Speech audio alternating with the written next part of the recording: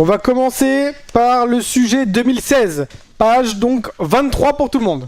D'accord? Alors je vais vous expliquer comment on lit un sujet, comment on aborde un sujet. Vous vous jetez pas sur le sujet. Vous prenez le sujet et vous allez lire l'intégralité de tous les tests. Tout le monde prend une page blanche. D'accord? On va prendre ce qu'on appelle un brouillon. Zérine, prenez dans l'imprimante, vous pouvez aller prendre des pages blanches au dernier tiroir. Donc, vous prenez tous une page blanche et on va utiliser cette page pour en faire un brouillon. D'accord? On va prendre ce brouillon et on va lister l'intégralité des tests et toutes les réponses du sujet. Et on va toutes les interpréter dans ce brouillon-là. Une fois qu'on aura fait ce brouillon, vous allez voir que les questions qu'on va vous poser vont être super simples. Elles vont vous paraître même connes, complètement. Vous allez vous dire, mais en fait, comment on peut me poser ce genre de questions-là? Alors, on regarde les sujets, comment ils sont faits. En règle générale, vous avez un premier tableau avec l'histoire de cas, donc les compensations du sujet, ses plaintes, son historique, etc. Un deuxième tableau avec ce qu'on appelle les examens préalables. Alors là, ils ont mis autre chose, hein, ils ont continué l'histoire de cas. Ils ont mis ses vergences, ils ont mis son ticket autoref. Vous allez voir comment on lit un ticket autoref. Et après, on a fait donc un autre tableau, page 3 au niveau du sujet, mais au niveau du poly, page 24. Avec tous les examens complémentaires qu'on lui a fait. Donc la méthode du brouillard, la fin, les résultats, etc. Quoi, c'est Parino 2 par exemple, si j'arrive à le lire à 50 cm, donc 2 x 0,25 cm, enfin 2 x 25 cm, un Parino, c'est Parino 1, c'est je lis à 25 cm, Parino 2 à 50, Parino 3 à 75, Parino 4, ça n'existe pas, mais bon, à 1 mètre, en gros c'est ça. D'accord? Et Parino 1,5, c'est 37,5. Lui, on lui propose un Parino de quoi? De Parino 2 et qu'on lui propose à 40 cm. Alors pourquoi on le propose à 40 cm? Pour voir si sa lecture est fluide ou pas et confortable. Alors on ne veut pas mesurer son acuité en fait quand on fait ça, parce que concrètement si on met pas le Parino au bon endroit, forcément ça nous donne pas une information très importante, très judicieuse sur l'acuité. Mais par contre ça peut nous permettre de savoir s'il est à l'aise ou pas à 40 cm. Et on voit que quoi?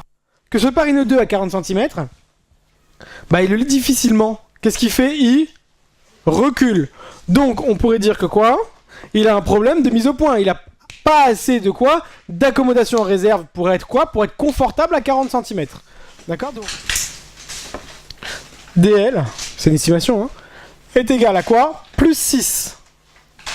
Moins 0,75. Alors on va marquer inférieur ou égal à moins 0,75 dans la formule, hein, parce que c'est inférieur. À 90 degrés. Je vous laisse recopier tout ça. Au-dessus, j'ai quoi? J'ai deux croix. Et un rouge. Qui sera donc à droite, forcément. Hein, et qui aura le losange juste au-dessus. D'accord? Soit vous marquez ensuite. Donc, ça, c'est vu par l'œil droit. Ça, c'est vu par qui? Par l'œil gauche, parce que le plus important en réalité c'est le cercle, c'est les ronds. Hein. Et vous pouvez rajouter, je pense que c'est optionnel, fond noir. C'est important de dire que c'est un fond noir. D'accord? Mais bon, je pense que normalement il ne devrait pas vous saouler. Donc, schéma du couple oculaire en vue de dessus. Schéma de l'œil cyclope en vue de dessus. Extériorisation en vue de face. Vous pouvez rajouter œil droit fixateur par exemple. C'est des choses comme ça. On aurait fait 60 fois tangente moins 1. C'est vrai que c'est un peu barbare. Sur delta L sur D, ça me donnera des minutes. Ouais. Et si on fait encore 60, ça me donne des secondes. Ça veut dire qu'on fait 60 fois 60 fois tangente moins 1 de delta L sur D. Ça me donnera des secondes. D'accord? Donc ça, c'est tous les calculs intermédiaires qu'en fait vous faites. Mais comment ça, au carré?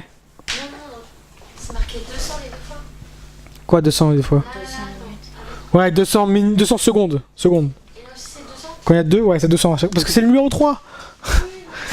Prenez le sujet, regardez, le numéro 3 il est marqué 200 secondes. Pas une addition pour vous mettre confortable, c'est l'accommodation pour faire quoi? Pour mettre qui?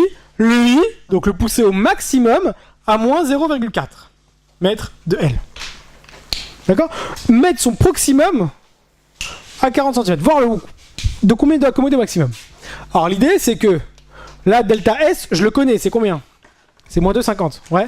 Donc c'est une addition négative, forcément, c'est pour le pousser au maximum à bouger. Et qui je connais d'autre? RL qui est où? À l'infini. Et lui, je le connais. Alors, soit, grâce à Delta S, je trouve PL et je fais RL moins PL, ça me donne l'accommodation à L max. Soit je trouve RP et je fais RP moins PP. Je peux faire les deux.